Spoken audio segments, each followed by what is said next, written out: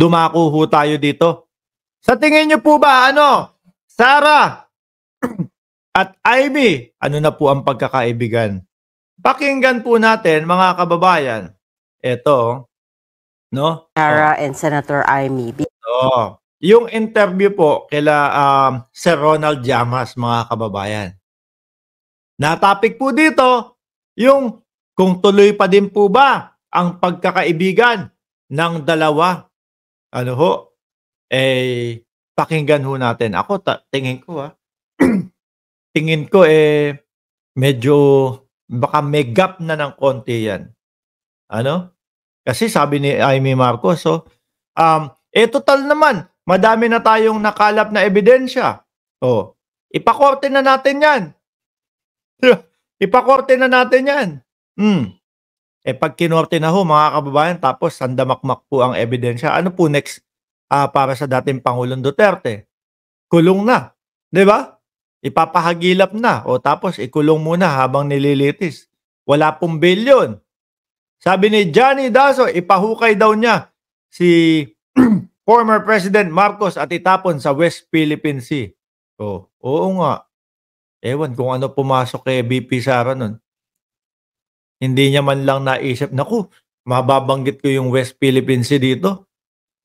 No? Hahanapan na naman ako ng komento. Anyway, pakinggan po natin yung pag-aanalisa po nila kung magkaibigan pa din ba yung dalawa o ano na. Game!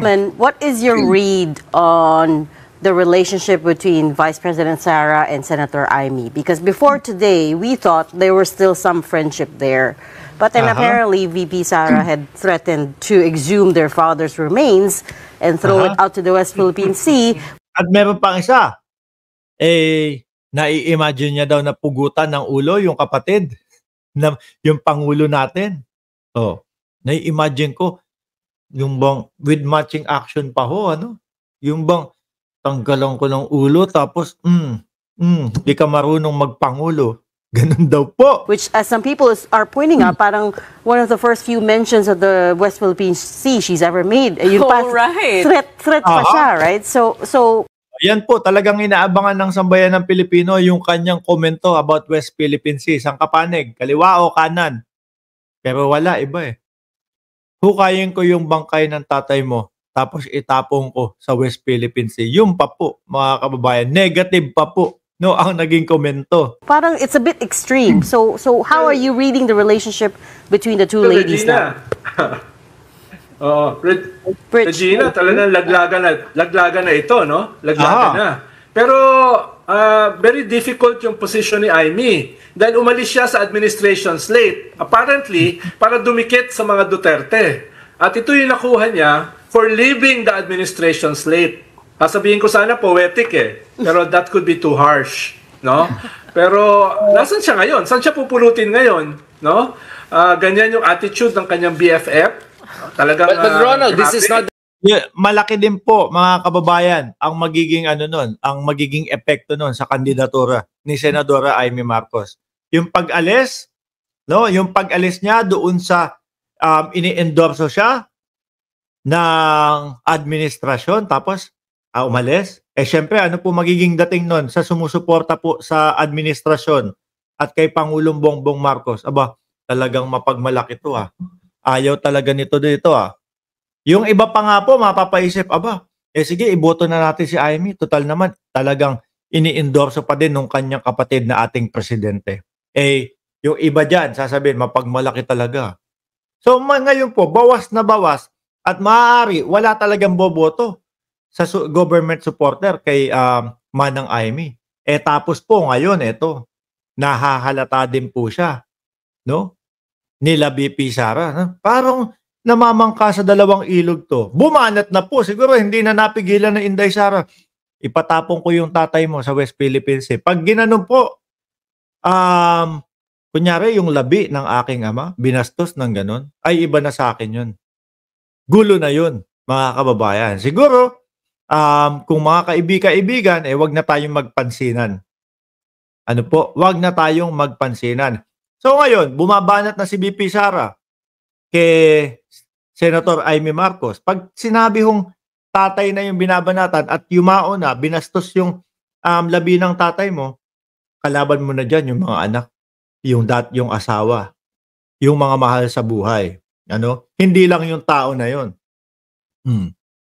Ngayon, bumabanat na si VP Sara, malamang sa alamang po, mga bossing, sa mga DDS, wala din boboto kay Senator Amy Marcos. Dahil mangilan-ngilan po, nakikita ko na din no?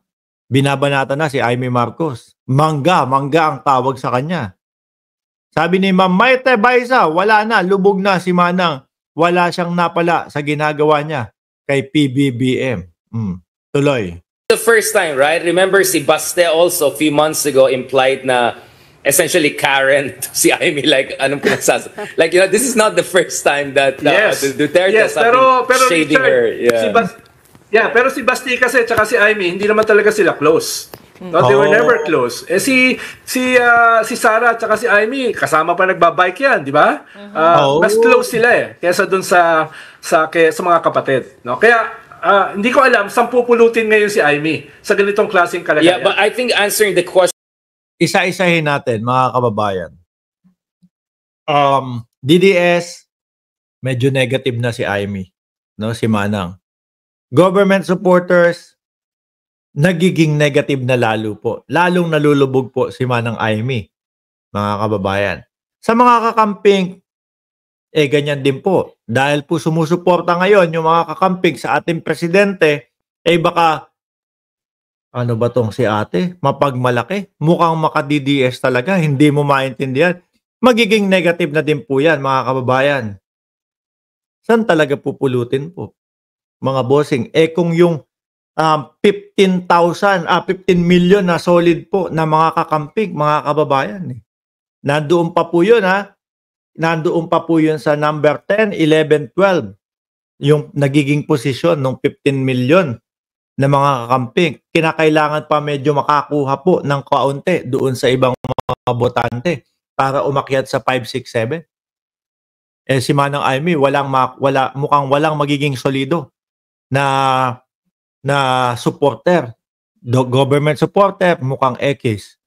DDS, mukhang X. At mukhang X din dito sa sa mga kakamping.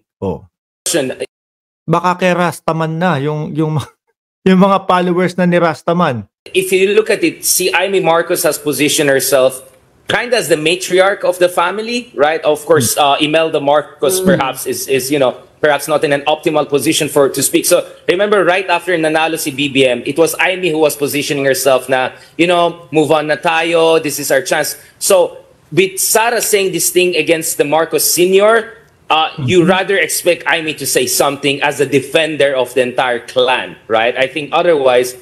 dapat lang po, mga kababayan, dapat lang po, makarinig talaga tayo kay Senator Amy Marcos na, saglit lang, Paul na yun Pero ito po ang nakita ko dyan. Yung pong sinabi ni Senator Amy Marcos, mga bossing, na, kumbaga, dali na natin sa korte yan. Total, madami na tayong ebidensyang nakuha, nahagilap. Bilang isang vice-presidente, tapos tatay mo yung pinag-uusapan, madami na pala kayong nakuhang ebidensya. Medyo pabanat na din po sa kanila yan. Pag kinorte na po yan, malamang sa alamang, oblo na ang kasunod. Diba? Sabi ni 123 Helen, magpalista na kasi lahat ng Pinoy National ID para mabuksan na ang last will and testament ni IMF. Aba, ngayon ko lang po narinig yan tuloy natin. Just cancel out all her posturing. Exactly, all her posturing. Yun nga So I think Amy must be in a very tough spot. I think she has one of the most unenviable positions in Philippine politics right now as she heads into a very tricky and difficult elections. I mean, this could be an election whereby lots of big names could lose. And who knows, maybe even a Marcos could lose in the 2025 elections. Baka talaga Huwag nyo kakalimutan yung Congressman Bosita. Naku, may nakita na naman ako. Mga bossing, eto kumakalat. Maisingit ko na. Kumakalat o pinapakalat ng mga DDS na si Colonel Bosita po o Congressman Bosita nandoon sa lineup nila. Nakausap ko silang maigi. Wala. Independiente po na tumatakbo si Congressman Bosita, mga bossing. Hindi po ka-line up o hindi la-line up sa mga line up ng Duterte. Okay ho? O, tuloy. Baka yan, pumasok yan. Diba? Kita nyo naman yung trabaho. No? Labas at loob ng Kongreso, bumaba na, tumatrabaho. Para po lalo doon sa mga riders sa ating bansa. O, tuloy. You know what though? Last week we did have Amy Marcos. Wednesday At sabi na, tinanong attire namin kung sa kailan niya Halloween. last. Naalala nyo nung last Halloween? Nakasuot siya ng Wednesday attire. Naalala ko yung Coachella outfit. Pero last week we had Amy Marcos. We asked her kung okay pa ba sila ni VP Sara and when was the last time they spoke. And she just said, oh, okay naman kami and we just spoke recently. Though hindi ko kasi alam kailan nagyari yung group chat, yung West Philippines. Yung group chat, yung itatapon yung bangkay ni Apulakay sa West Philippine Sea. Baka mamaya biglang magsalita si Senator Amy. Wala namang kaming group chat Wala namang ganung wala namang ganung usapan, wala namang nasabi baka nag-hallucinate si VP Sara nung nagpapa-press con And digging up the body of Marcos Sr.